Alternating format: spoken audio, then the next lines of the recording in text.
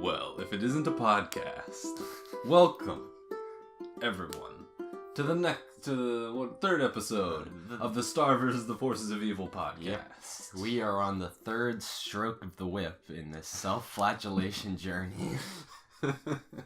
And today we are beginning our adventure into Season 2. Yeah. Season 2 is... Oh man, is this season twice as long as the first season? Oh yeah, twice as long and twice as good. Am I right, guys? Yes. Well, actually, you'd be wrong if you thought that. I mean, it pretty much is. Yeah. I mean, obviously you've only seen a few episodes from it so far, but... I'm not impressed by this first chunk that we've...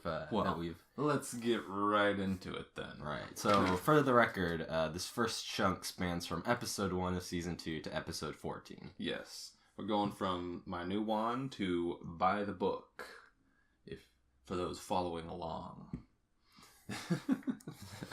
Yeah, for those of you in the audience, you've got your reference material ready. Yeah.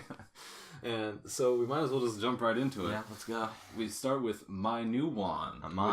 New Wand. Which is all about Star and her new wand that she got because her old wand got blown to pieces. Yep. What did you think of this episode? Let's see I think it's a pretty great start, in my opinion. My New Wand. I gotta even remember what happens because I marathon these. Didn't you watch them all last night? Yeah, but it was also at like 3 o'clock in the morning. So, I guess I'll talk about it then. Well, it starts up. Star's like messing around with her new wand, right? But like it goes haywire, flies into the book, and then the book and the wand fly into the closet. Oh yeah, it's this episode. It had almost nothing to do with the new wand, so I completely forgot about that. It was all about the new wand. Well, I mean, most of it had nothing to do with the wand. Most of it was about doing magic without the wand, actually. That is true, actually. So, I'm going to say that the wand had 0 impact on this episode. But anyway. Oh, yeah, and you know what else has 0 impact on this episode as well? Marco. Well, as usual. That's just a running theme with the whole show. Yeah, Marco being completely irrelevant. Yep. Yeah, you could just... Anyway. Yeah, just cut Marco out of the whole show. Cut Marco out of the whole show. I'm gonna... After we're done with this, I'm gonna re-edit the whole show so Marco's not in it. And you'll see how much better the show is. People do, like, these edits of the show where they replace characters with other characters for... Well, they do it for shipping purposes, but... I see. I think someone could do a re-edit of the whole show. They just replace Marco with literally any other character, and like nothing changes because he doesn't do anything. Yeah, just like whenever Marco would say something, just use some of that character's like catchphrase or something. And, nobody will ever notice. But anyway, Marco gets locked in the closet with Star's wand, and Glossaric shows up. Glosseric's still one of my favorite characters. Glosseric's ready to break Marco out of the closet, if you know what I'm saying. Nice one. Yeah. Moving right along. Yeah, so Glossaric over these patch of episodes, man, I really hate Glossaric now. I used to just regular hate Glossaric, but man, Glossaric is literally just like a bad person, and I hate him. Okay. Glossaric, get into that? Glossaric, despite his job to be like I think we've discussed before that he's supposed to be like teaching Star stuff, and like he does eventually, but especially up until the last episode of this patch when that actually happens. We ended on a bad episode for Glossaric, I think. It's like this thing, he's just in the closet like messing around with the wand, like licking it and like I don't know, like writing bugs on it or something, doing generally nothing helpful. He's just checking it out, just looking at it, and he's trying to teach Star how to use magic without a wand by digging deep. No, by dipping down. Dipping down. You're gonna dip down. I mean, it's just a vague word that means nothing, so it's But you get digging deep, dipping down. Is there really a difference here? They both start with D. Gotta dig a little deeper. Can you name what that one's from? Yeah, actually I can. That's from Princess and the Frog. Anyway, I was hoping to stump you. Ha! Got him! But yeah, basically, Glosseric is sort of teaching Star how to use magic without her wand. Yep. So they spend the whole episode doing nothing, basically. Star does nothing by hitting the door over and over again. Yep. Glosseric does nothing by licking the wand over and over again. And Marco does nothing by looking for nothing over and over again. So nothing actually happens in this episode. Okay, that's not true. I think I kind of like the way this episode is sort of paced. Just sort of... because It felt paced like garbage to me. I like, mean... you would have to have an event that happens. Well, there is an event that happens. Yeah. There is mostly Star and Glosseric, or not Star. Glosseric and Marco are just sort of doing their thing for the entire episode, and it just cuts to them doing that every now and again. Yeah, and the doing the thing is nothing. Yeah, and doing the thing is nothing. And while Star is sort of like trying to like learn this new technique, basically. Yeah, wow, this new technique that we've never heard of. Well, we heard of it now. Yeah. But there's a great excuse for that. It's an advanced technique, guys. It is an advanced She's not even technique. supposed to know this yet. Her mom didn't learn it until she was 19. Yeah, something like that. Yeah. And so she calls her mom. That's one of the things that happens. She calls her mom, tries to get her help, and is like misunderstands what she's telling her because she's an idiot, I guess. Yeah. So, oh wow, yeah. Another thing, man, I hate Star more after all these episodes too, because man, it seems like she's just maliciously misinterpreting things, but it's actually not that. She's actually just stupid, and I really hate her. Man, she's really annoying and stupid. All right, I'm glad we're getting all this out on the first episode because we've got a ways to go. I mean, Star spends all these episodes doing stuff like maliciously misinterpreting other people's things, but she maliciously misinterprets them so that she can do the dumbest possible thing. Like, she doesn't necessarily take advantage of other people. She just actually takes advantage of herself. But anyway, Yeah. Okay. No. after failing on all of her attempts, Marco like basically Glosseric's ready for this to move along now. So he shows Marco Star's journal, and Star doesn't want him to read the journal, so she's able to dip down and open the door without magic. Good thing- I mean, not without her wand. Yeah. Good thing. I do like in this episode the little magical speech that Glosseric gives at one point, where like the lesson begins inside my eyeball, and then he takes it to like this weird dimension where he's like stirring a pot. It's just that was okay, I guess. yeah. I don't know, just and then like at the end just says like, "Do you understand?" And she like nods yes, and then she's like, "No." And then he just says, "You just gotta dip down, dip down." It's just you'll figure it out. And then he just leaves. So once again, Glosser providing no help at all, like at all. Yeah, Not even a little bit of assistance. I mean, he's basically just He might as well have just said, "Believe in yourself." he's basically just trying to get Star to teach herself at this point. Yeah. And that's pretty much how it goes for most of these episodes. Yeah, great. Glosseric does something stupid and refuses to help ever. Refuses to help. Yeah, that's pretty much it. And at the end, self-righteously pretends he was helping the whole time, but he actually did nothing. It's my favorite part. Yeah, great. But, alright, so that's what happens in this episode. I think it's a pretty good episode. I wasn't a fan. I enjoyed it. It seemed really boring. It introduced some new things. We got to see Glosseric. I think Glosseric's just sort of funny. He's a cool guy. He's a funny guy. So, I don't know if... I mean, I don't really even think he's that funny. He's just kind of like a huge prick. Like, he doesn't do anything right. He just, like, messes with everybody for no reason. Yeah. Except to mess with them. Like, if this guy was in real life, if this was a real person that I met, I'd punch him in the face. Because he's such a huge piece of garbage. I'd probably do that too, but he's hilarious. I don't think it's that funny. Alright, moving on. Next episode. Well, not quite yet. Oh, not quite yet? There was another thing I want to talk about. I thought the animation in this episode was pretty good. There was just a bunch of cool moments that I liked. I'm trying to think of an example. Like, I don't know. She just, like, Star's, like, lying on the floor, and then for some reason to have her get up, she just does this weird backflip. And it's just these little moments where she, like, she's about to call her mom in the mirror, and she, like, sort of stops and, like, takes a deep breath before calling her. And just these little moments that really... Cool. You don't sound impressed. Obviously not. But anyway, I just wanted to shout out to the animation in this episode. It's got some nice little details. I didn't notice any difference. All right, let's. One last thing that I thought of. So Star learns how to dig deep or dip down once Marco starts reading her diary out loud with his back against the door of the closet, so she can use magic. So yeah, that's what happens. So I mean, for one, thank goodness Marco was kind enough to lean against the door and also read it out loud. Great. But also, man, they had to do with the whole journal thing, huh? The whole, like, Dear Diary. Oh my goodness. No one can see my diary. No! Like, oh my goodness.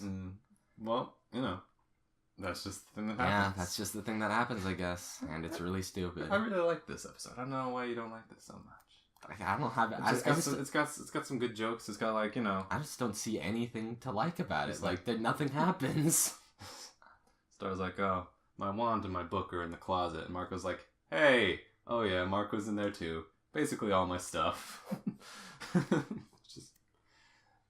Anyway. I'll take your word for it that was funny. But I did not laugh during the episode. Anyway, you're just negative Nancy. You know that? We'll see about that. But we're going to move on to another episode that I also like. Ludo in the Wild. Oh, yeah. In which we get a little reprise of the ending of season 1. The castle blows up and Ludo gets thrown into a black hole. Yeah. And he's drifting around in space, and that's where the episode picks up. Yeah, so is Ludo, like, immortal or something? Did he wish for immortality on the Dragon Balls while I wasn't looking, so he can't die? Like, because he's in the vacuum of space, starving to death. Well, you know. Like, for a long... He's like a weird monster thing. Yeah, well, yeah, but are monsters, like, all immortal? They don't seem to ever die. I don't know, man. Like, I mean, Star could just kill all those monsters that come to steal the wand, but she doesn't. Maybe she can't. Because they all have, like, immortality or something. I don't know. He's just floating through space, and that's all there is to it. Yeah, it's just cartoon logic. It's just cartoon logic. He didn't die because there's an episode that needs to happen. And the episode that happens is Ludo has a training arc. Yeah, Ludo has a training arc, I guess you could say. You know, he winds up going through another portal, which who knows where that one came from. Mysteries. Yeah. and he's lost in, like, just the woods, basically. And he has to learn to survive without all his monster friends backing him up. And he watches a giant spider and learns how to be the giant spider and then tames the giant spider. Yeah, that was... that's kind of, like, weird. Like, the spider, like, it was very confusing to me about, like, how intelligent the spider is supposed to be. So the spider outsmarts and, like, outdoes Ludo at the beginning. But then Ludo throws a chip in front of its face and now it's tamed. Like, what's going on here? Is this, like, a smart...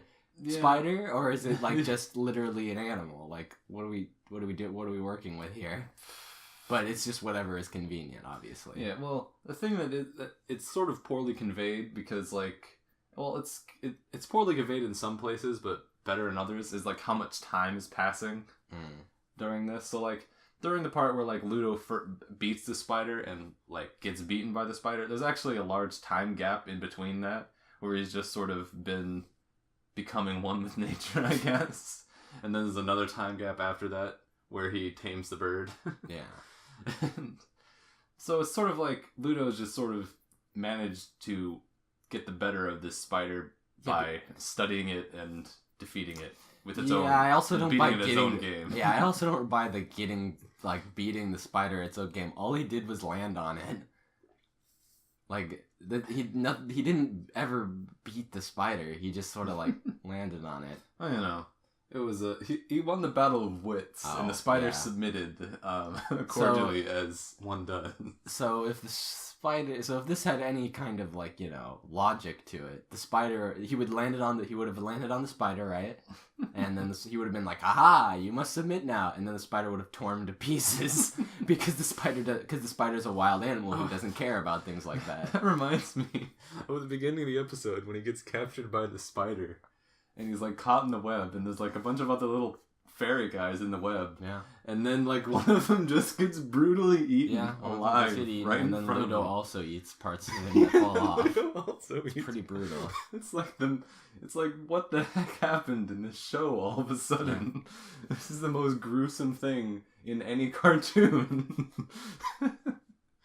just absolutely out of nowhere. Someone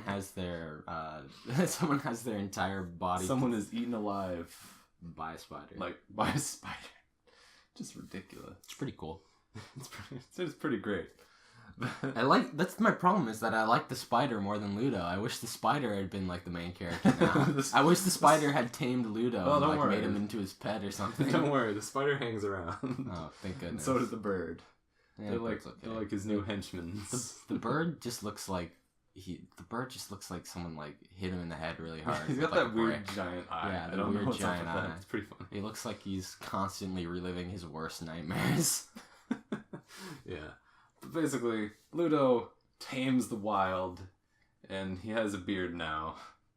And at the very end of the episode, he finds a wand in the snow. It's like, oh no, we found a wand after all this time. And what do you know? It's like half a wand, just like stars. I wonder how that Whoa, guys. Dude, we gotta really discuss all the different plot threads that this could lead to. Like, I have no idea how this could end. Like, dude, like, what's even going on, guys? The mystery is too... Okay, so it's the other half of Star's wand. He's gonna use it. But... Great. Oh.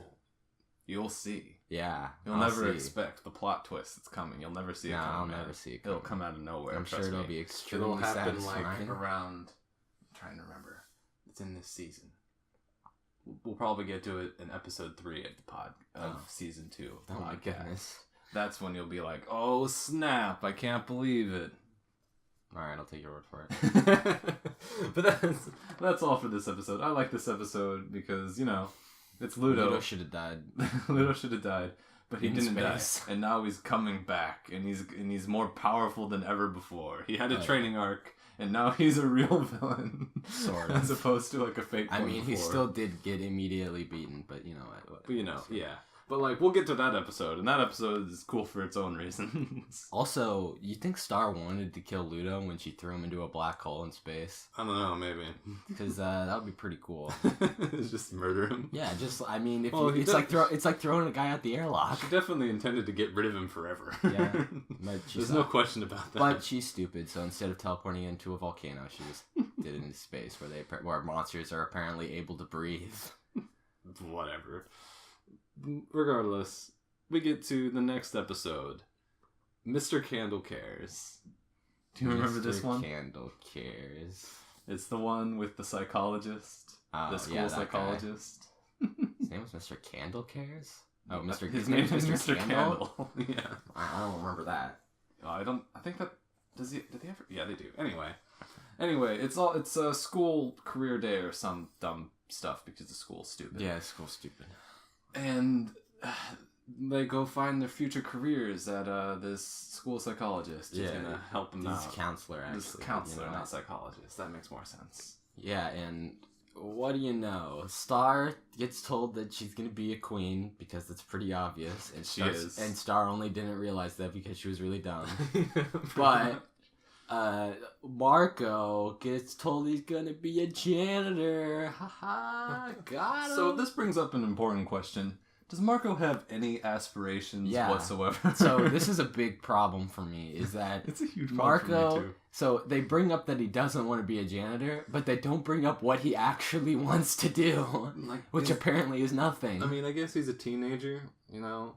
Maybe he doesn't know what he wants to do, but at the same time... He's got to have some kind of idea. He's just got no drive to do anything. Exactly. And it's just...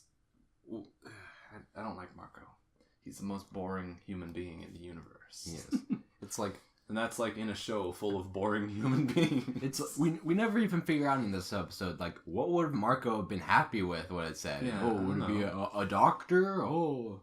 Would it be like, if Marco was like, I want to grow up to be a doctor, I'd be like, okay, something. Thank you. You have a thing. I want to have my own dojo one day. Okay, I can buy it, but it will at least be something. But we just have not. Marco just has nothing. And he never gets anything. But basically, Mr. Candle is secretly working for Tom. Yeah. The demon prince. From the underworld. and Marco discovers this by eavesdropping on him talking into the toilet, and goes to incite Tom's rage just for no good reason. Which is a brilliant plan. He debates Tom into revealing himself by provoking him by saying that he was making out with Star. Pretty much, yeah.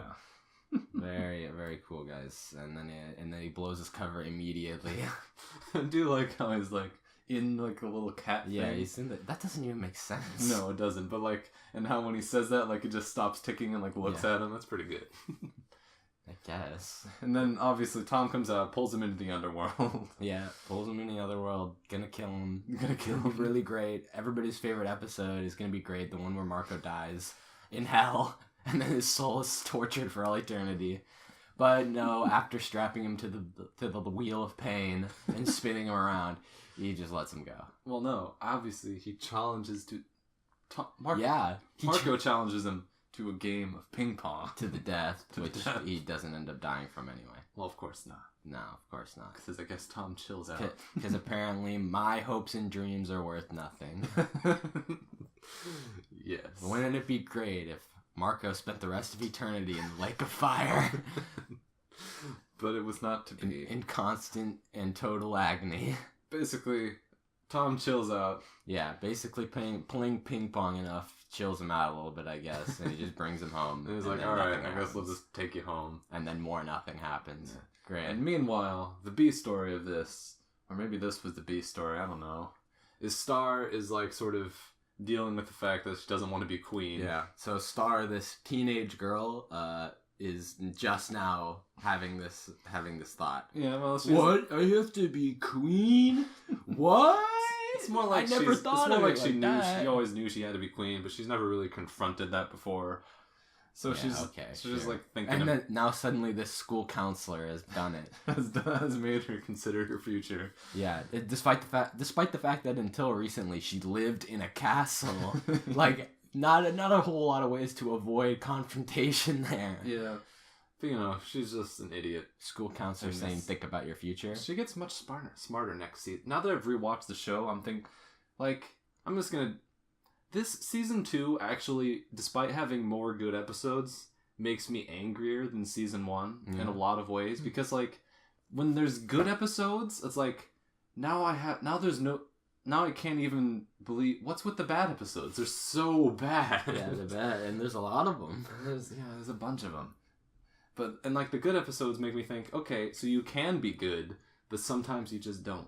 And it's really depressing. I mean, there's the two big problems are that Marco is completely boring and that Star is brain dead. Yeah.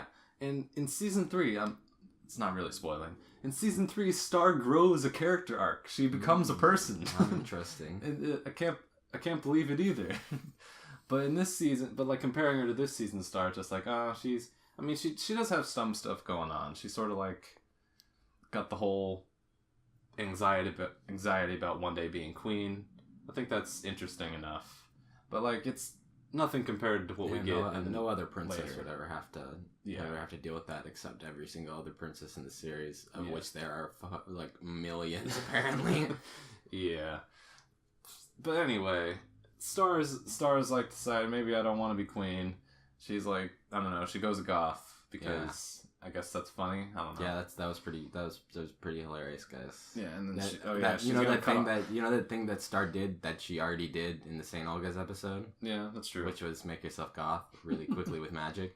Now it's supposed to be instead of being funny, it's now well, I guess it's funny again, but it's just supposed to be funny again. Yeah, it's just supposed to be funny again, but it's the same thing. But anyway, she's gonna cut off a mermaid's tail because. If you cut off a mermaid's tail, you can never be queen. Apparently. It seems like there would be simpler ways, but okay. Whatever. But then Marco... Also, it means Marco talks her down. Yeah. Says, it's okay. You're gonna be a good queen, basically. Yeah, basically Star is a monster who would have cut off a mermaid's tail. Which, by the way, would essentially entail sawing somebody in half, by the way. Like, imagine if you took a big saw and cut somebody in half at the waist. That's pretty much what she was going to do. She felt sorry for it afterward. She was gonna murder a unicorn basically for her own selfish desire. Mermaid. That's a unicorn. Pretty much, yeah. But same difference. Yep, that's what she was going to do. Yeah, so Star is a horrible person, and she shouldn't be queen because she's a bad person. She should just use that as an excuse. Is that I would be a horrible queen and I'd probably kill every single one of the citizens somehow. And then your parents would probably agree. I mean, that's why they sent her to Earth, so she can learn to be... even more destructive. Yeah, pretty much. And then, so basically, what happens in this episode is, like, Tom is, like, actually a character, apparently. Yeah, apparently. Which, at the beginning of this episode, you think... Or at least that's what they tell us. Yeah, but you think, okay, so Tom's just gonna be, like, a sort of 2-bit villain who, like, shows up for an episode to just exist and be a problem for an episode every now and again. But it's like, no, actually, he's going to try and be a character instead of that. He's going to try to be a person with a personality. A really stupid personality. I mean, his personality is just he gets angry sometimes. Yeah, that's But that is still better than Marco, who has nothing. Personality called anger issues is, I guess, better than personality called vacant space. Vacant space. So, yeah. That's basically what happens in this episode. And it's another good episode, I think. It's got some... I like it. I like Marco and Tom playing ping pong. Well, for one, I don't like how at the end they imply that, maybe Tom wasn't such a bad guy after... He completely uncalled for and unprovoked. For one, deceived both of the main characters and threatened to murder one of them and was pretty plausibly going to follow through on that threat. But, he apologized later. Oh, but but he said he was sorry. Yeah, so, maybe he's not such a bad guy after all. He's just Satan. Come on, guys. What did Satan ever do to you? It's like, I don't understand why Marco or Star have any sympathy for him, given that he's a demon who is constantly messing with them. And, attempting to murder. You mean he's been in, 2 episodes. Oh, yeah. Well, the only times we've ever seen him is he's trying to kill Marco and, with Star. He's trying to, trying to seduce Star. Yeah. Seduce. Cough. Jeez Louise, that's getting weird. How far is this guy gonna go exactly? He's already murdering her. Tom is already murdering Star's best friend to get to Star. Where else is this gonna go? This guy is a freak. Yep. And also, he has the ability to manipulate any human he wants, apparently, to do what he wants. Yeah, is Mr. Candle a human? Yeah, he's close enough to a human that you can't tell the difference, right? I guess so. So he has the ability. At the very end of the episode. So if he's not human, then he's planting demons that look exactly like humans, which is even worse. You remember what happens at the very end of the episode, though? Yeah, where he flies off on his filing cabinet. Just yeah. So this is a prime example of the lol random humor that I really hate this show for. It's you hated that? I thought it was pretty funny. It's just random. It's just I think it was lol. I think it was an effective non sequitur. No, it's just lol random. It's is there any reason why he should be writing you say on tomato, I say tomato. It's well, yeah, whatever. I'm not going to go into the logic of this, but it's just anything. I feel especially with the filing cabinets, if they're willing to have him knock over a filing cabinet and write it out the window, there should be more room for even way better ways that he could have done that. If they're willing to go that bizarre, then they should have gone either even more bizarre or more funny. I think I know what you're getting at there. It's just them being on Earth where everything is quote unquote normal, and then also just having a retarded thing happen every now and again is pretty dumb. But sometimes... Oh yeah, this is also an episode that takes place in the school, which makes it a lot worse. Yeah, pretty. Because you have to see all of the horrible characters that come from the school. Just in the background. Yeah, just like hanging out. Pretty much just in the first scene where there's a line of people and you have to see those two horrible demons who who shall not be named because I've already erased their names from my memory. Yeah, they don't deserve to be in it. Yeah, they shouldn't. They don't even exist in my memories. Okay, They're gone. But that's Mr. Candle. Mr. Candle. We're blowing right through these. Let's today. go. We got Red Belt. Oh jeez. Oh yeah, worst episode usually. Worst episode usually. Please kill this karate instructor. I hate the karate instructor. Like, I don't understand why where did the ending come from? Like, this actually, like, caught me off guard a little bit, because I was figuring... Where did the beginning come from? Where did the middle... Where did any of this episode even... They all came from different places. Nothing seemed to make sense in this episode. Was Star even in this episode? She had a B story of... I don't know, was she, like, trying to hang up a poster, maybe? Oh, yeah, she was trying That was her B story, That was the worst B... I actually completely forgot about that, but that actually makes this episode probably far and away the worst episode of the show for me. It's just nothing happening. Yeah, so it's literally... It's a Marco episode. It's a Marco episode. And Marco is blank slate. Yeah. So, so let's go through this really quick, because like I said, this is probably the worst episode of the show thus far, for me, at least. It's pretty bad. It's pretty bad. So what happens is, Marco has a nightmare, I think. Oh, yeah. That is vague, and I don't even know what was going on. But basically, when he wakes up, he decides he needs to get his red belt. Yeah, he needs his red belt. He's had his green belt for so long. For what purpose? I have no idea. No, guys, look at this personality. He's aspiring to be, no, yeah, he's but, not. like, what? There's no, like, he just wants his red belt. Yeah, he just wants the red belt. We don't know. It'll help him in some non-specific way. We don't understand why or how. It doesn't matter. But basically, he's like, I gotta go get my red belt. So he goes to his dojo, to the sensei guy, who I liked better when he never spoke. Yeah, that was great. When he wasn't a character. And he's a character now, and he's the worst character in the show. He's replaced those two. Like, they've been congealed into one person, and now they're the dojo guy. Nice. And so the dojo guy's like, okay, I'll teach you to be a red belt. And he makes Marco do a bunch of dumb stuff. So I wrote this note. Yeah, very hilariously. Here are the three things that Marco is capable of. He's capable of being annoyed. Okay. He can be surprised, and he can be annoyed and surprised at the same time. Those are the three emotions Marco can muster in his soul. What about blank indifference? That doesn't count. That's a negative emotion. Okay, great. It's like an opposite of an emotion. That doesn't count as What about complete neutrality? So Marco just does dumb stuff for the rest of the episode. Yeah, so this is an episode where finally Marco gets to also be brain dead, as well as being the top of his class and also a karate master. Wow. Karate master who is a green belt because... Yeah, a karate master who is a green belt because he got his karate instruction from this guy from, like, the mall or whatever. Yeah, and his... I don't understand. And like, the reveal is, oh no, he's only a green belt too. Yeah. Which is... Doesn't make any... So, besides the fact that this doesn't make any sense because he's running a dojo, how did he just, like, set up shop somewhere and just, like... You know, you have to be, like, accredited to do this, right? Like, you have to have, like, a degree in...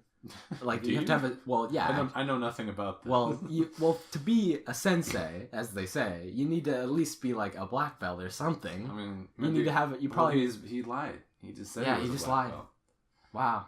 How did he continue? So here's the important question. How has he fooled everybody? How is Marco so bad? How is Marco so good at karate? Yeah, for one, how is Marco so good at karate? This guy is the one teaching him. That doesn't make any sense. It doesn't make any sense at all. And why does Marco have so much respect for this guy? Where that even after it's revealed that he lies at the end, he still goes back to be his student. Like, what does this guy have to teach you exactly? Absolutely nothing. Absolutely nothing. Oh yeah, so after that amazing reveal, they spend the rest of the episode, which is like, it feels like this episode takes 7 years because like there's so much things.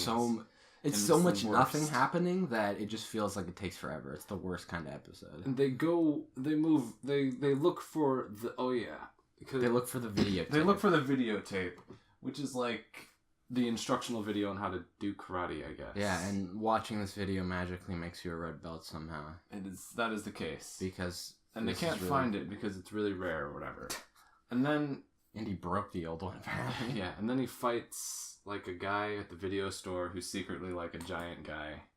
And I guess that was kind of funny when they revealed that he was huge.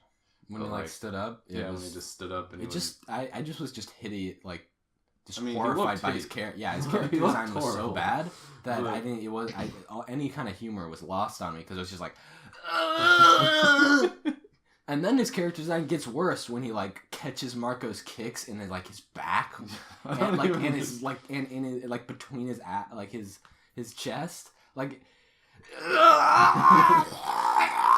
it's so gross. I'm gonna have to lower the volume on that sound you just made in post. Good, but it's how I felt looking at this horrifying character. That happens, and he fights him, and he wins by grabbing his toe or something. Yeah, so, in the big twist, Sensei's secret training, his wax the windows training. Except, as we established, Sensei doesn't know anything. Yeah, but... And isn't even That's the big problem. So, he clips the toenails. Oh, yeah, I almost forgot. So the training sequence where he's fake training Marco is also one of the most disgusting sequences I've ever seen in my whole life. They show his foot 70 times. They show his foot 70 times in Marco's face. They show his... I'm losing myself to how mad this made me. But they show his toenails going inside Marco's eye. And in his mouth and stuff. This is disgusting. What is this? Whose sick fetish is this?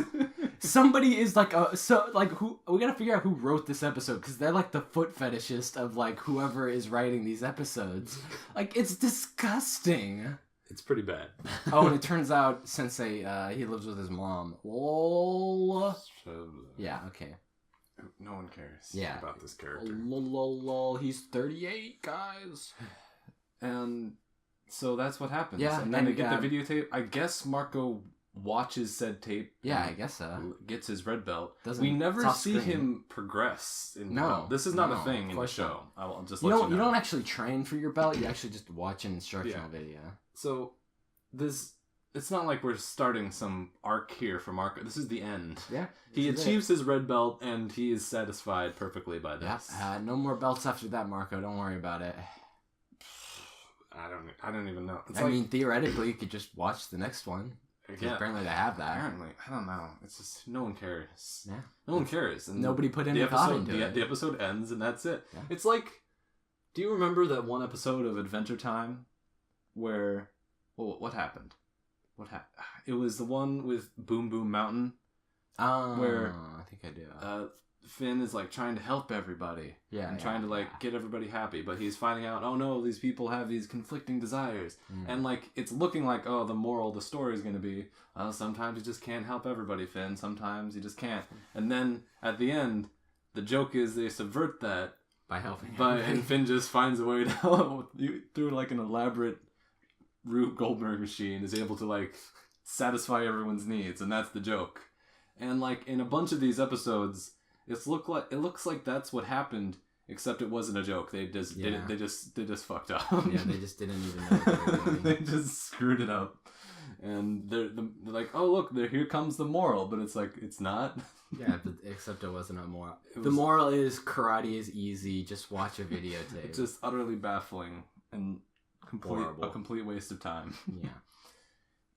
So. Worst episode. Skip this episode. Skip it and burn it in fire. Burn it in fire. Alright, next episode. We're moving right along. Never to speak of this one again. Please tell me okay, the next one isn't quite as bad. Although, obviously, you'll probably have a different opinion. Yeah, we'll see. It's a Star on Wheels. Oh, no. The second worst episode of the whole series.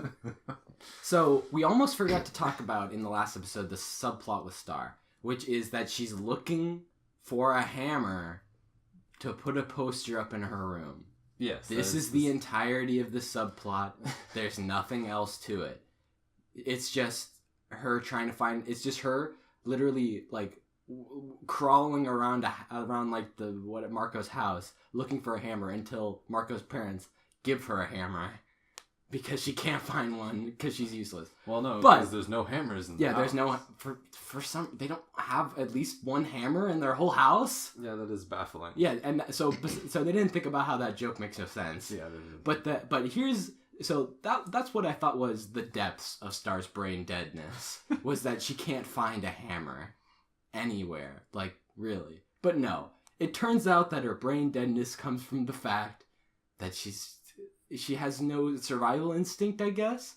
So in this episode, Marco pushes Star onto a bike, teaching her how to ride a bike, right? Oh yeah, right. He pushes Star. Yeah, we gotta bridge these gaps here. So teaching Star how to ride a bike, pushes her, and she doesn't know how to pedal yet because that's a really complicated process. Indeed. And then she's rolling down a hill and she gets, oh no, she's going too fast. Oh no, and she's out of control. So Star, let me ask you, what do you do here? You jump off the bike. You jump off the bike. You jump off the bike. You jump off the bike. You jump off the bike. Please, Star, just jump off the bike. We can't do that. Jump off the bike. Then there wouldn't be an episode. Yeah, and we would all be better off. So Star, on multiple occasions on this runaway bike trip, jumps off of the bike seat through some barrier or whatever, and then lands back on the bike. Why didn't you just jump off the bike? And it's just it's too dangerous. It's too dangerous. And it's except for the fact that they've done way more dangerous stuff and they've taken way more worse physical bodily harm than what you would get from falling off a bike. Come on. And then even worse than that, besides the fact that they have to catch up to her with in that one guy's car, whatever his name. What was his name? Oscar. Oscar in Oscar's car. Oscar's shiny and eyes. Glossaryk is there being useless again. Glossaryk is also there just existing. Glossaryk is just there getting in the way and being worthless. It's not a medical problem, so he can't help. Oh yeah, no way he could help with that. Except for all the other times he's in for. But you know what? Don't worry about it. We're worried about the fact that Star, when Marco tells Star to pedal backwards to brake, and she doesn't believe him because he lied to her about holding the seat. Obviously. Don't you understand trust? Yeah, this is clearly how trust works, guys. So, yeah. I'm not going to defend the premise of the episode whatsoever. Don't get me wrong. Here's a writing tip for all you future writers on great cartoons of the future. You can ask the question, why doesn't the character just do this? And the answer is, because then there wouldn't be an episode. That's bad writing. Yeah, it's not a very satisfying answer. It's not I don't care how funny your jokes are. Every single one of your jokes will feel forced. Because they are. But if the answer is because there wouldn't be an episode, then you have failed miserably. Yeah. And that is what this episode is. I mean, I still think Glossaryk is funny. Oh, also, by the way, doesn't she have, dimensional scissors? Couldn't she just have, made a portal? I think we're past this. Yeah. Obviously, she could just get off the bike. Yeah, she could just get off the bike like a normal person and stop, killing thousands of people from traffic jams and stuff. But, whatever. Probably holding up ambulances on the way there. Probably preventing the police to getting to the side of a murder before he gets away. Pretty sure she murdered a bunch of dogs by making them all jump into a pit at one point. Yeah, she did that as... Oh, yeah, that's right. She did do that. She actually killed a bunch of dogs. Wow, what a great character Star is. Yeah, so our cool main characters managed to evade this giant pit that's in the middle of the town, I guess. And, but no, the dogs are actually... I remember using your tiny little wings. But basically, that's half the episode is just Star, falling down a hill. Avoiding all the obstacles so she can stay on the bike despite all odds. Just get off the bike. She'd be fine, and also the episode would be over if she just failed to evade any of these obstacles. Yeah, she's doing all these acrobatics on the bike. So there's literally a hole made out of signs that she has to jump through somehow. No, don't ask how these signs got here. Trust me. It's just the joke. It's just the joke. But she jumps she like, you know, she's got her feet on the seat of the bike and jumps off of it and then lands back on the seat of the bike like with no trouble. And then somehow this bike is completely out of control and there's nothing she can do to stop it. Yeah. Oh, but God, the other half of this episode is Marco and Oscar and Glosserick all in Oscar's car driving after Star. Yeah, great. So Glosserick's just being a prick again, doing nothing and helping not at all. Great. That's not true. He's helping Oscar make some sick jams. Yeah, great. On his guitar, and that's it. That's it. Creating magical hot dogs. Oh yeah. That's what they're doing. While Marco is just being a wet blanket the entire time. Yeah, well Marco also does nothing the whole time, basically. Yeah, just being like, guys, blah, blah, blah, why aren't you helping? Guys, why aren't you helping? And then nobody says to Marco, what are you doing to help? What are you doing, Marco? What's happening, Marco? Why aren't you being useful? Yeah. What happened? I thought we were going to help Star. What are you doing? How are you contributing right now? Might as well just not exist. And that's basically and of course, there's the magical goats, the invisible goats. Oh, right, yeah. Very, very funny, very low random, invisible. Guys. Believe! Yeah, guys. Believe! You didn't think that was at least a little funny? No, that wasn't funny. I thought it was pretty funny. It's mostly because the premise is like invisible goats, which they've been ham-fistedly like shoving in our face the whole time as sort of like, guys, you know, very subtly telling us like, oh, the invisible ghosts are real. It's not just something Star's making up, because they mention it more than once, which is how you tell. It would have been better if they had mentioned invisible goats so pretty more much in the show. Yeah, so pretty much as soon as they said the words invisible goats the second time, I knew, okay, they're going to end up writing on an invisible goat. Great. Yeah, that's pretty much what So happens. it was sort of hard to find it funny when I had already predicted it like a million years ago. When I had already predicted it thousands of years in the past. So the day of your birth, that's what you that's exactly what you said. You spoke on the date of my tongues. on the date of my birth, 3000 BC in ancient Egypt. You carved it into a wall. I carved it in hieroglyphs into the pharaoh's tomb. So I called it. But right, yeah, next, that's the next episode. This episode. I think this episode's funny. I think it's very similar to the magic wand episode. It's an optional. You say skip it, I say watch it because it's funny. Now we have an episode that you should skip called Fetch.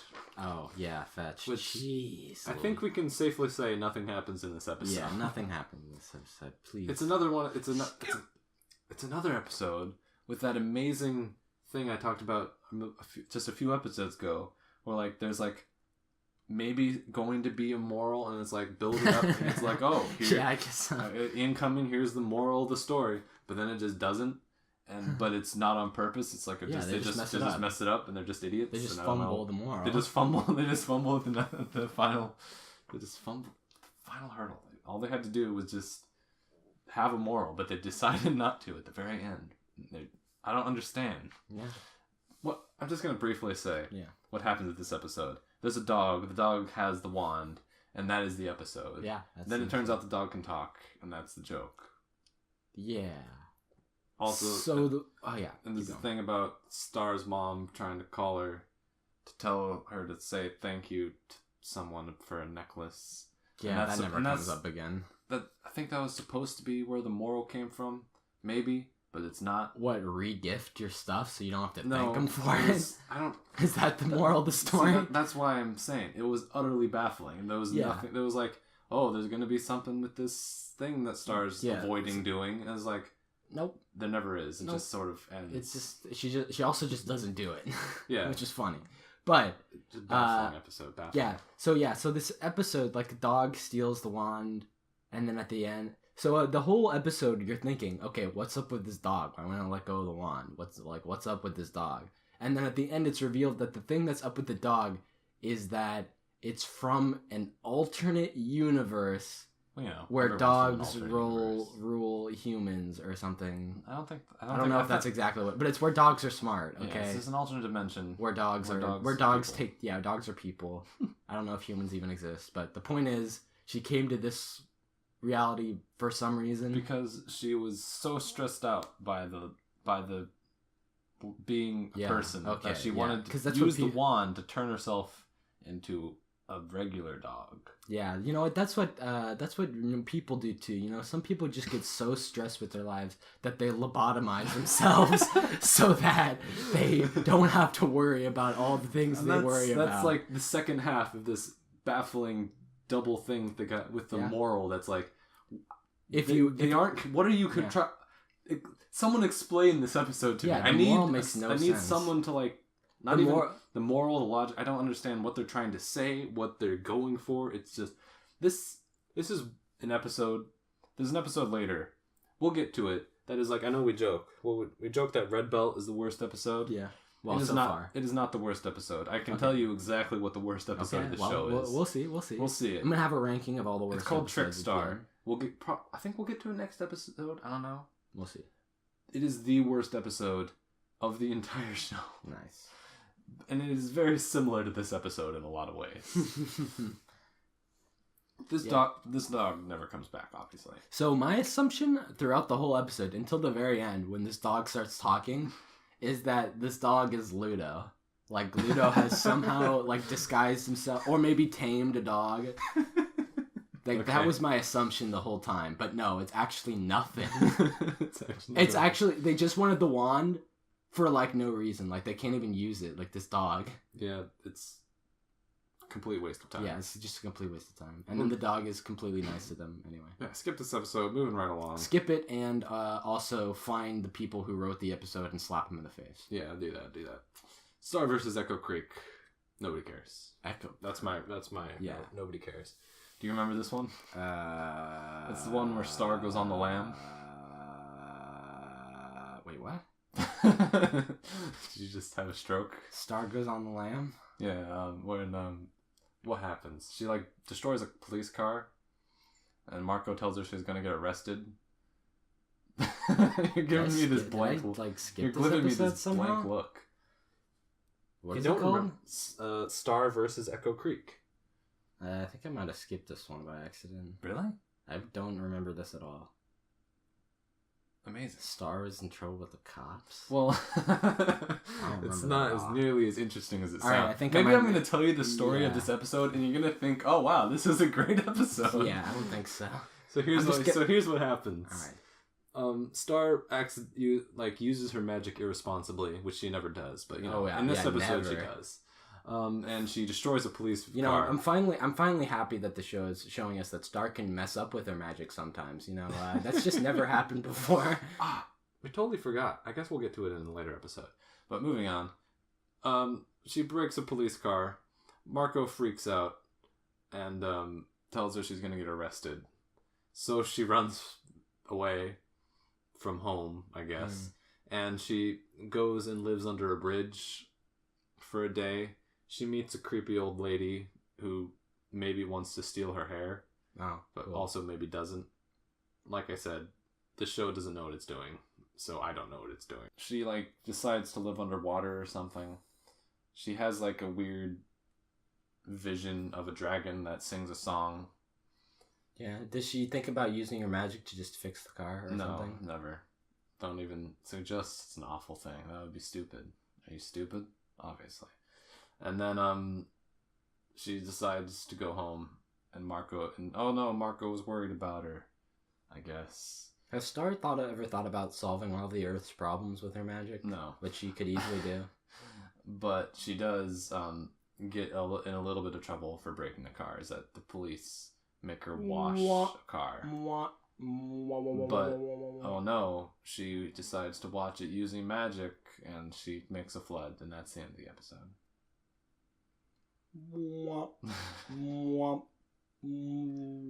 Since you didn't watch this episode, obviously we're just going to have to move right along. Yeah, that episode sounds horrible. I'm glad I skipped it. Yeah, there's nothing in this episode. Wand to wand. Got some plot in this episode. Yeah, that sounds more familiar. In this episode, Star it's actually basically an episode with Star and Ludo. Yeah. They don't meet, but they have parallel stories going on. In which Star is, I don't know, doing something dumb.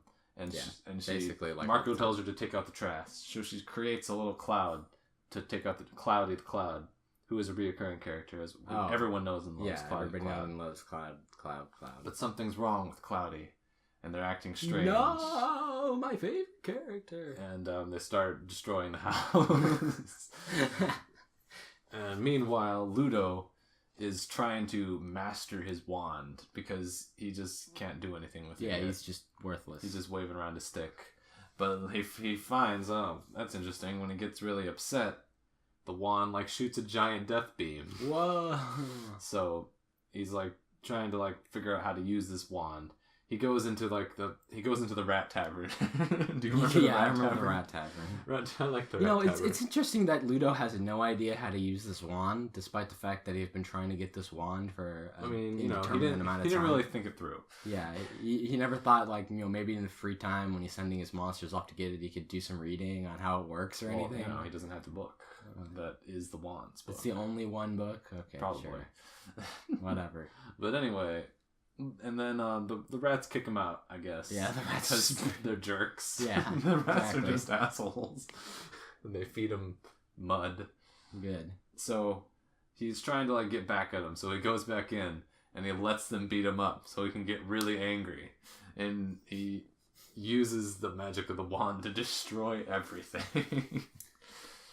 What a hero. And he becomes the Rat King, as we later learn. Yeah, Rat King. And meanwhile, Star is just trying to contain her horrible mistake that is this cloud spell. And eventually, by doing the opposite of Ludo and like being not upset, she casts positive magic that turns it back to normal. Hooray! Yay! So it turns out messing up with magic is easily solved by more magic. Yes, obviously. But this brings back a thing that we didn't actually go over in the first episode, which is that Star's wand is broken. Oh, well, yeah, that happened. Like at the end, she's just like, well, this thing's broken, but give it a whirl. And this is finally seeing some of the actual consequences from that. I mean, sort of. Now it's Shimsheim shoots green magic that is fueled by negativity. Oh no. Meanwhile, Ludo is learning to master this negative energy. And, oh boy. Yes. The things that could happen. Yeah, what could happen? I'm sure all of the characters we know and love are in grave danger. But basically, that's what happens in this episode. Ludo masters his evil wand, sort of. Not really masters. Yeah, not really. He can just shoot lasers now. He can shoot lasers now. He can't do anything else with it yet. And Star actually has like a moment where she's all like, oh well, Cloudy ruined the house and like caused a giant hurricane. And she's gonna, I can just fix this all up. And he's like, actually, maybe that's not a good idea. Except that it is a good idea. And she puts down the wand and starts helping like a normal person. What are these, like, bizarre, like, anti-magic morals? Like, yeah. If Star just knew how to do the magic, it would work perfectly, right? Like, This isn't, like, a moral failing with the magic. Like, this is just Star messing up. Well, she has, like, a bad experience with the magic. It's like, well, actually, this caused this in the first place, so maybe I should lay off until we can fix this problem. Whatever, dude. So,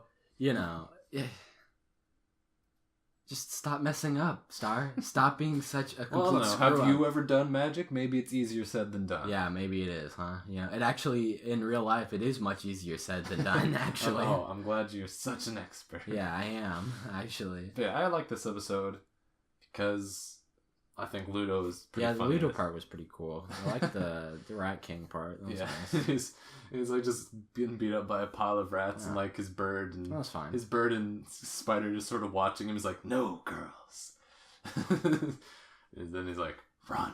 And then he just blows everything up because it's pretty funny. Yeah, it's pretty fun. Star's half sucks because it makes no sense. It's alright. It is bad. This is an important episode. Watch this episode. Next episode. My favorite no, it's not. Starstruck. Do you remember this episode? I remember reading the title, but I don't remember which episode it goes to. That is a very interesting new character. Which one? It's the one who isn't Sailor Moon. Oh, yeah, that one. Oh, jeez. That's right. I think, what was her name? It was Luna Loveberry or something. Yeah, something like that. Something like that. I hated this episode. And I don't think this episode needed another mentally retarded character. Yeah, this show so needed another one.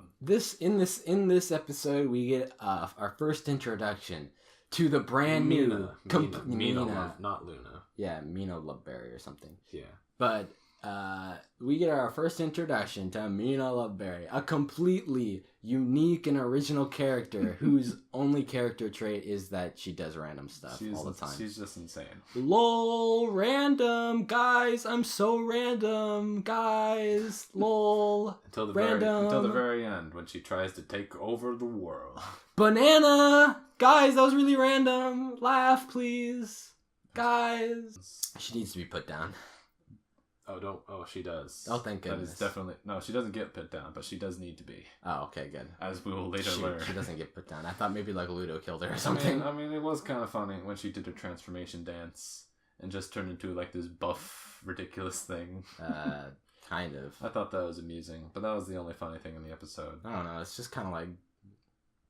Really... It made her a lot uglier. Well, yeah, that was the joke.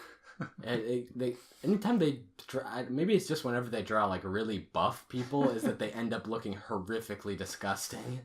They look like they're misshapen. I don't know. I'm pretty sure this one was intentional. Maybe, but also it doesn't help that all the characters who are supposed to look good or are supposed to be normal all have like noodle arms. That's true. Yep. She said something random. So guys. This episode, Mina does show up later. So I hope she does. This is sort of her introduction. I guess, really, you can just forget about this episode. Yeah, skip it. Yeah. And skip whatever episode she's in next. Well, it's kind of important later. Skip it anyway. I don't care if it's the finale. But, you know, I'm thinking about it, because like I said, I recently rewatched the whole thing.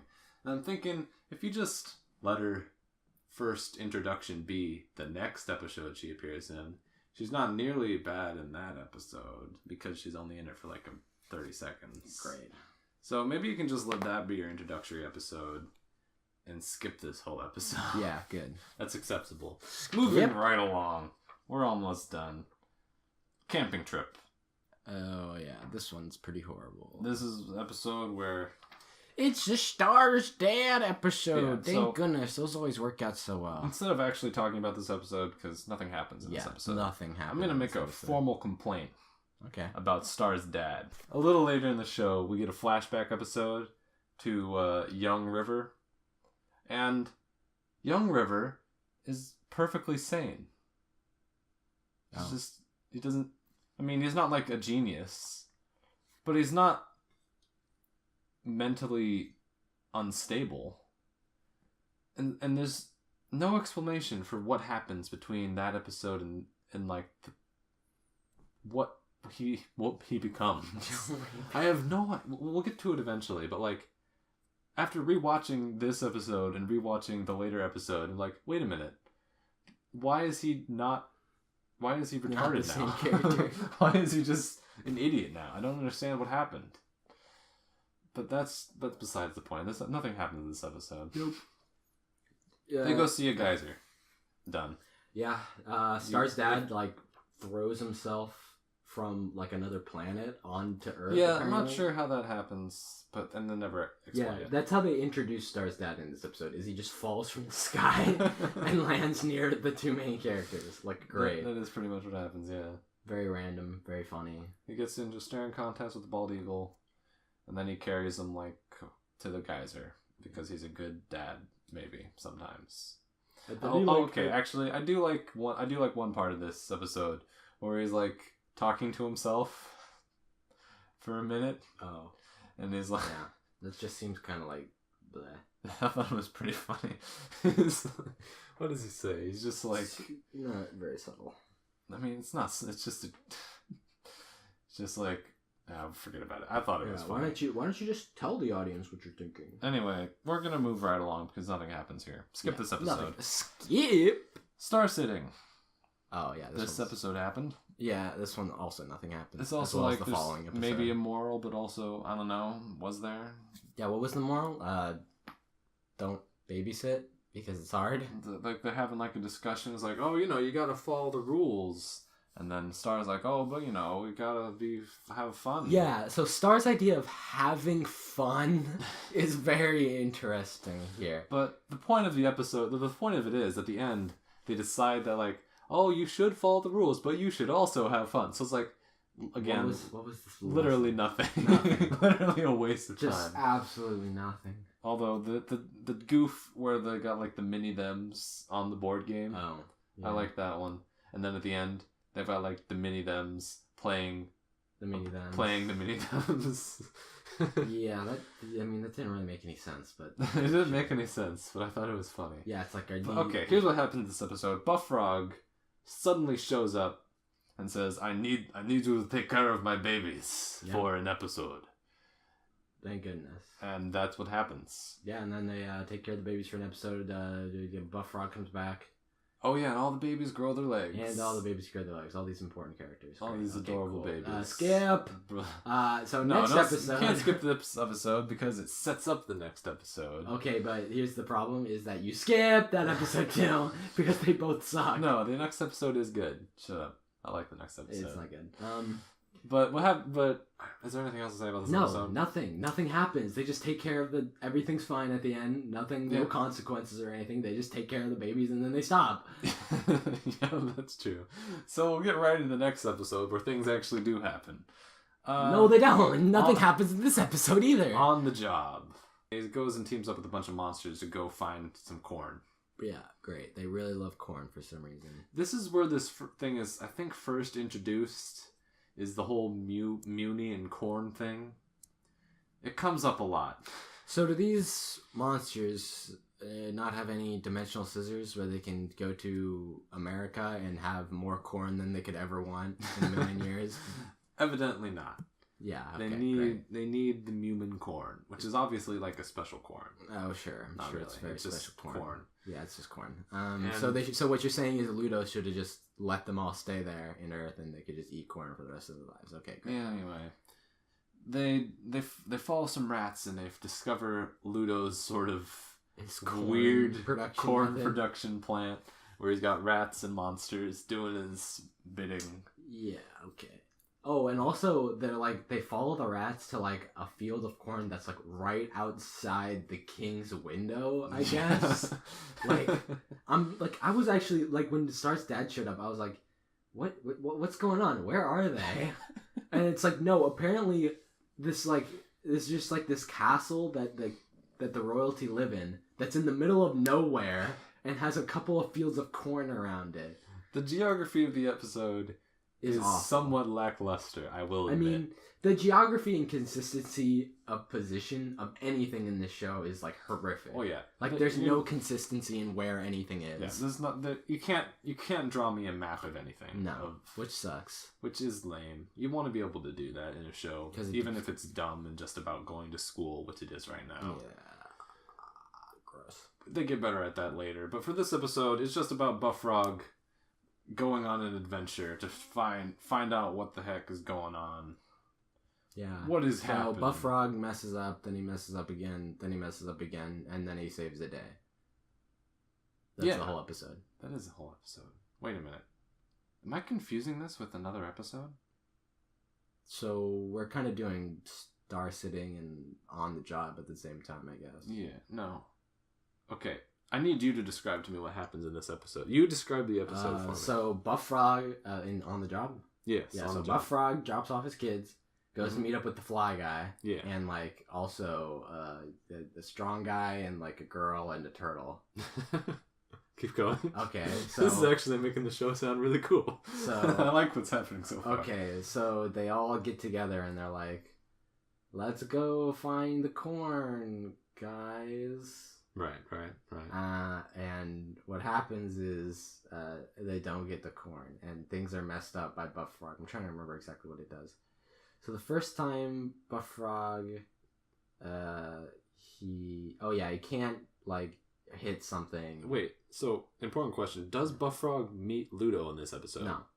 Oh, man. I thought this was I've combined two different episodes into one episode in my brain. I can't believe. Huh. No, you're right. Yeah. Nothing does happen. Never mind. Nothing happens in this episode. I lied. The only thing you could arguably say happens in this episode is that we learn that Ludo is stealing corn. Yes. That's it. Which is not important. I don't care. I really don't care about Ludo's corn. Well, how is he feeding all those rats? Wow, dude. These are logistics problems that I've never thought of before. How about the rats just probably scrounge for themselves because they can? That's what they do all the time. They probably eat each other. Well, it's not about the rats. It's about him getting all his corn. But obviously, we haven't even gotten to that yet. Is the corn, like, magical or something? Does it give you magic power? No, it's defended by a magical force field. Yeah, but is it just food? Is it just corn? It's just corn. But, like, for some reason, it's, like, a really good corn that everybody likes. Yeah, okay, great. And that's what they've introduced in this episode, I guess. I don't know. Very important. But I have totally failed in my duties. I have combined this episode with a later Buff Frog episode in my brain. Great. And they've all become the same episode. So... I'm sorry. I apologize to the audience. I apologize to my co-host. I'm a failure. Yeah, you're never forgiven. I'm resigning. We're actually going to have to throw you in hell, actually, now. But... but nothing happens in this episode. Skip it! Watch both these episodes, because they're plot important. Skip both? Well, since we got through those pretty fast, we can find... I just read my note for this episode. We get to... Goblin dogs. Oh, goblin dogs. My note for goblin dogs is, what the fuck? Jesus, goblin dogs. We have our favorite character, Ponyhead, is in this episode. Yeah, Ponyhead. She starred Marco. Didn't Marco like rescue Ponyhead from like an evil prison or something? Why is Ponyhead not like Marco again? I mean, they're just sort of friendly enemies. Yeah, okay. Friendemies. That's not how it seemed at the beginning. I mean, that's the interpretation I got later in the episode after nothing had changed. But at the beginning of the episode, it was definitely antagonistic. Like, she was like, stop talking to us. Talk to this girl. Yeah. Also, of course, I almost forgot about this brand new character who is everybody's favorite character, Kelly. That's her name, right? I don't remember. She doesn't say anything. Yeah, well, except until the very end. Yeah, whatever. And that's hilarious. She's very, very funny. Marco talks to himself for the first, like, full, like... Yeah. So what they're doing first 5 minutes in this strange dimension is trying to get goblin dogs. Yeah. But there's a really long line, you see. Yes. And that's the episode. So Marco buys a bunch of goblin dog merch with the $650 that it keeps on him. Yeah, so this had a lot... That was a weird detail. Is the $650... That comes back. Yeah, I'm assuming it does. There's no way. I thought it was a pretty funny joke when they finally explain it. Maybe it'll be when they finally explain it. But I mean, it's just at this point, it's just like, why does he have $650? It's random. And why? When they do it in this big pile, like what's happening? And he exclusively spends that $650 all at once. He never like. It's really bizarre. Yeah, it's like, where did he get it? Why does he have it? Why is it on him right now? You shall find out one day, unfortunately. Yeah, I'm sure it's a very fun show. The whole time, they're trying to get these goblin dogs, but this guy won't give it to him. The goblin won't give him the goblin dogs. And it turns out that it's all a test. It's all a test. It's a test to see if they're worthy of the goblin dog. So the test is apparently you pay money for the goblin dog, and then he offers you the money back, and if you don't accept the money back, you get the goblin dog. Like, yeah. I think what a test. That actually works for me because it's so retarded that it becomes hilarious again. It's so dumb that it becomes amazing. And also, you have the Kelly girl, right? Yeah. So the Kelly girl has gotten the goblin dog before and later said, "Man, he makes me go through this every time." Why didn't you just tell them this is what was going on? Why are you not talking until now? She has social anxiety. Oh, yeah, sure. She has social anxiety. Okay, cool. Whatever, guys. How dare you? That's the dumbest excuse. Why do they have a character who doesn't talk? And another character who doesn't talk? Oh, yeah, also... Also, her boyfriend is just standing on her head, I guess. And he also never talks. And is vegan. Oh, also, they finally get the goblin dogs, and they're like spiked with LSD or something. That's how it ends. And that's how it ends. They just trip out. They eat the goblin dog, trip hella balls, and then the episode ends. Yep. Like, why don't they just... Like, you could do that on Earth for a lot less trouble than a goblin dog, let me tell you. But the goblin dogs are so good. But no, they actually aren't so good because they just taste like regular hot dogs. But they make you...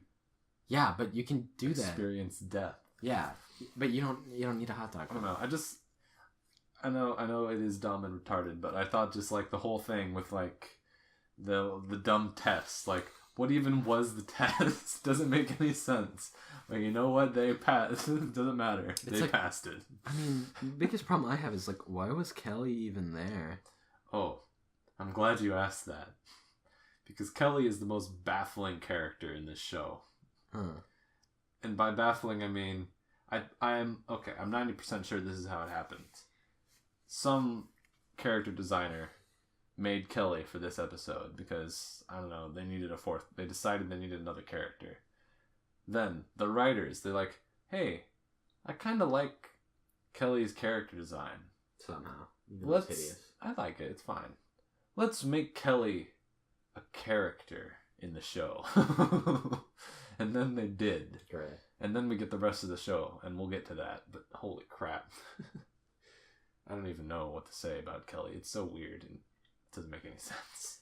Yeah, I'm sure this social anxiety thing where she didn't talk for the full first, like, entire episode is completely relevant and it'll come up again later. Nope. Yeah, okay. So, let's just move right along to the final episode of this little shindig. By the book. Oh, you remembered. Yeah, because it's last night. You were watching it at 2 a.m. last night. Genius. By the book. Bite the book. And it's finally, after all these episodes of build-up... Glossaryk does something, sort of. No, that's not what I meant. After all these episodes of build-up, Ludo has a confrontation with Star. Oh, yeah, that too. Also, the first half of the episode is just Glossaryk being boring. Yep. Which usually he's kind of funny. This episode he was just sort of dull. I don't know. It was Star, why don't you do the spell, Star? It's like, wow, cool, Glossaryk. This is why, but it's safe to say this is why Glossaryk doesn't try to like actually teach Star. Just because Star is not amenable to this at all. I don't understand why Star was ever given magical powers in the first place. We can only wonder. Yeah, but inadvertently, Star insults Glossaryk, although not really, as he later reveals. This was all part of his plan. Yeah, this is all part of his plan. All his 3D chess that he's playing. Okay. You don't even know. Glossaryk is so many steps ahead of this shit. Yeah. He's all over I'm sure. it, man.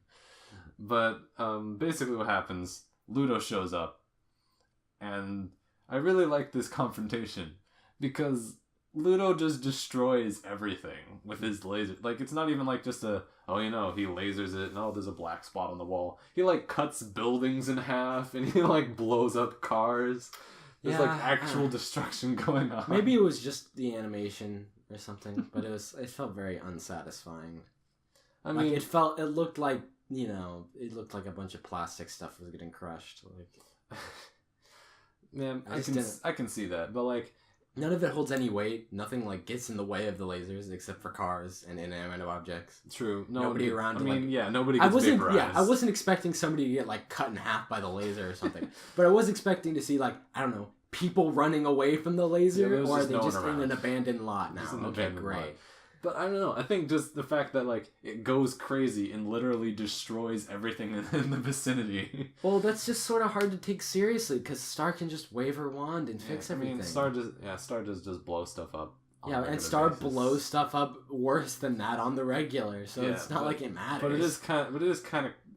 I do think it is kind of okay. So, like, this isn't just some wimpy, I guess, boring, like, you might punch him in the face with a laser if he gets lucky. But he's gonna, like, actually kill somebody with this thing. I guess. He's, like, literally going to kill himself with this thing if someone doesn't take it away from him. Maybe I would make that assumption if destruction on this scale hadn't been completely, like, I haven't been completely desensitized to destruction on this level. Because it just happens, and there's no consequence ever, so why should I assume that there'll be any kind of consequence for this kind of destruction? I mean, there's no consequence for the destruction, obviously. Yeah. But it is just showing Ludo is capable of. Yeah, wow, really scary. He can shoot a laser. Yeah, like not, really, which isn't much. Yeah, really cool and interesting powers you get there. I mean, they're the same as stars, which is shoot lasers at people, but you know, pretty much. Yeah. At least stars are like themed, I guess. Yeah, Star has some interesting things. Yeah, very. Ludo just has a giant laser. Oh, by interesting, by the way, I mean lol and random. She's very random. She's got a Warnicorn Stampede. Yeah, and you know, what are the names of some of them? Narwhal Cupcake Blast. Narwhal Blast. Very funny. Narwhal is it's a funny word. It is a funny word, Narwhal. But basically, and then Glosseric says, "Oh, it was all part of my plan." Yeah, for Ludo to trip over the donuts. Yeah. So Glosseric, you ever thought doing these plans in a way that like maybe gets the other half of the wand back? If you're so smart, the wand is right there. Yeah. Yeah.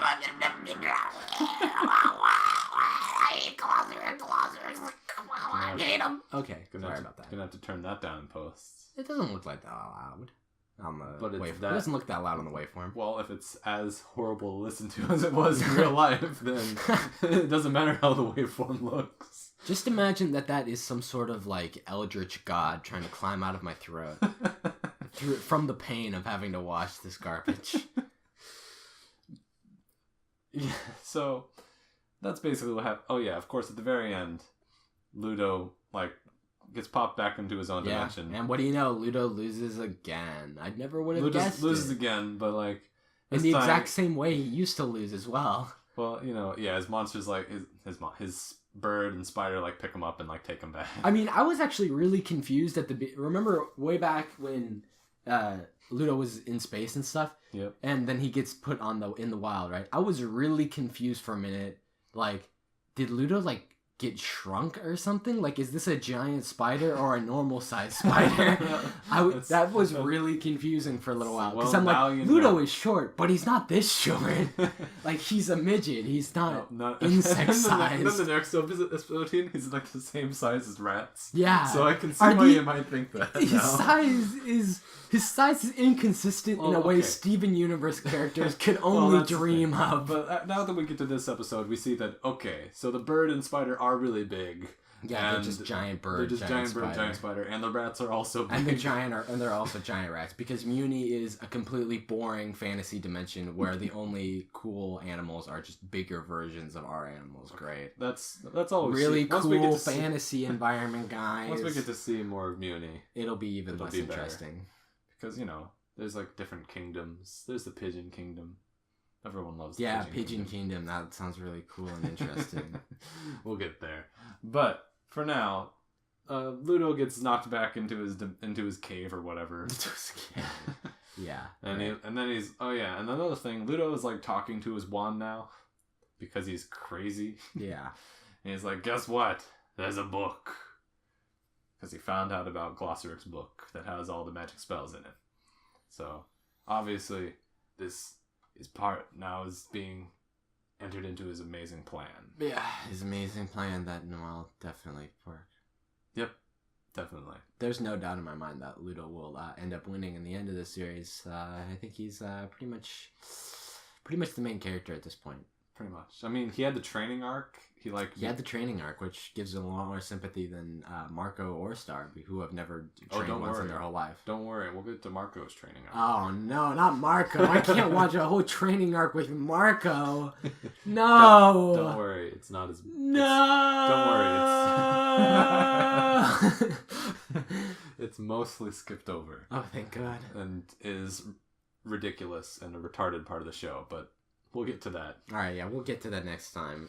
Overall, I'd say these episodes were worse than the second half of season 1. Less happened. I'd say they're better. I liked some of these episodes. I don't think I... Whereas in season 1, I can say I like maybe 3 episodes. There are like 3 episodes in this one that I like, and this is only the first part of the season. I like that one part where Ludo was in the bar with the rats. That's the only part in the whole thing that I liked. Alright. Yeah. So let's see. My new wand. It's a good one. Watch that one. Yeah. Acha. Whatever. Don't listen to him. Ludo in the Wild. I like that episode too. I like just like the piano music playing over like oh, he's been in the wild for like 700 days. Just going insane, becoming a wild man. I got Mr. Candle Cares. Another good episode. Skip it. It's pretty fun. It's pretty funny. It's not worthless.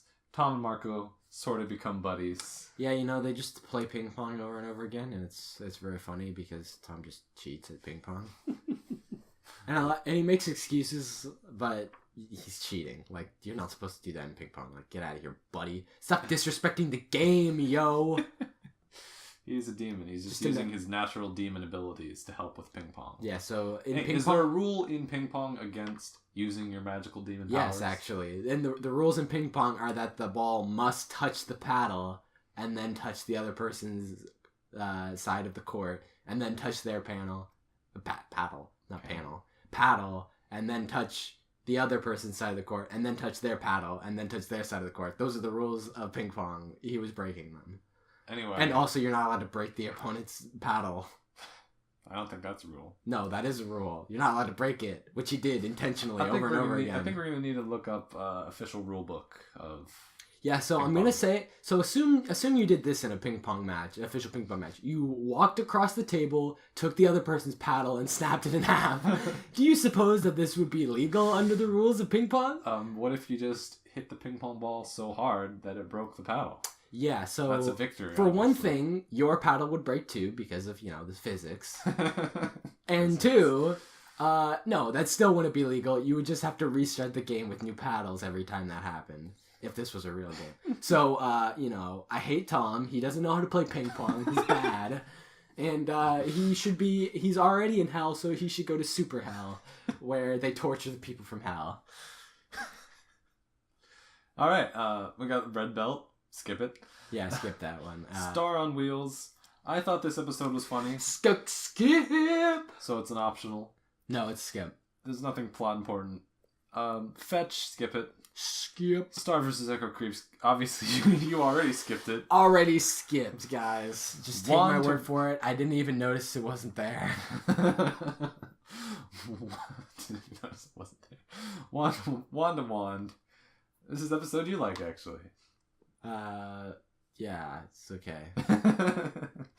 Starstruck. One, I guess. You do have to watch. I mean, skip! You know what? Skip Starstruck. Unless. Stop it. Skip Starstruck unless you really want to know all about Mina Loveberry. Yeah, unless you're really that enamored by the Sailor Moon reference. Yeah, that is. If that's so really important to you. Unless you're really enamored by the giant Sailor Moon reference that is like this entire show. Yeah. Jeez. Let's see. Camping trip, skip it. Yeah. Star Sitting and On the Job. I like them. They're alright. Go ahead and watch them. Sure, whatever. No, sure. Probably skip them, honestly. But everyone's favorite episode, Goblin Dogs. Yeah, okay, whatever. I like it. Go ahead. It's got some funny moments. It was at least funnier than the other episodes. Like, okay, here's an episode. Here's the thing. So here's the difference between, say, Star on Wheels and Goblin Dogs. When Star on Wheels, you can say, why doesn't Star just get off the bike? And the answer is because then there wouldn't be an episode. Yeah. I guess you could say, why don't they just not get Goblin Dogs? But the answer is because they want Goblin Dogs. Yeah. They have a drive. They have a purpose in this episode. And god damn it, by the end of the episode, they have achieved their purpose. They have obtained Goblin Dogs. What's her face? Against all odds. Big hair lady. What's her face? Kelly. So why doesn't social anxiety is the answer to your question. Didn't we have this conversation before? We did. Goblin Dogs. Why doesn't Kelly just say, "Hey, let's go to Earth and drop acid real quick"? Because they want those Goblin Dogs. They gotta have those Goblin Dogs. And then buy the book, which is good. Watch By the Book. Sure. Ludo shows up, blows up everything, and now Ludo has a Ludo has a goal. Yeah, maybe watch this episode, but skip the entire first 4 minutes of it. Because it's just Glosser being boring and. So what have we accomplished in these 14 episodes? Nothing. Ludo has a training arc. Sort of. We learn about the sort of nature of the wands and their magic a little bit, and and with the whole negative emotions making giant laser beams. Yeah, great. And also corrupting star spells. We'll get to that. Yeah, well, just weakening them, right? Weakening them, and like, with Cloudy, like, sort of making like a corrupt version of it. And also just sometimes exploding for whatever reason. Okay, whatever. And finally, our main antagonist has a goal. Get the book. Get the book. Like, our main protagonists still don't have a goal yet. We're still working on the goal for the protagonist. We might get to that next episode. I'm not sure how many we're going to do. But for now, that's it. Any final thoughts? So what's Ludo's goal after he gets the book? Take over the world. Okay. Very cool, Ludo. So why hasn't anybody killed Ludo yet? Can somebody just, like, murder this guy? He's too small. No one can see him. Okay. No one can see him down there. Great. So, yeah, Star is indirectly responsible for anything that Ludo does because she didn't kill him when she had the chance. It's all part of I don't know. All according to Kikaku. All according to Kikaku. Yeah. That's literally what Glossaric did in this episode. He was just like, all according to Kikaku, guys. Kikaku means plan. Welcome to the Death Note podcast. Yeah. We talk about Death Note. What was that line? That so said? I just wrote Star, Marco, and Glossaric in the Death Note. Okay, bye guys.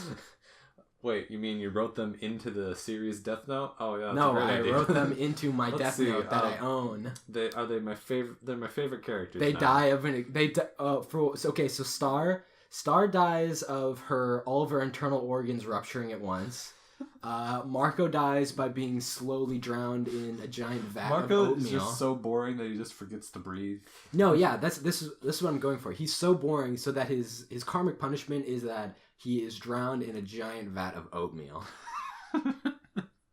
And Glossaric is, let's see, Glossaric has hot poker shoved under his eyes for the rest of time.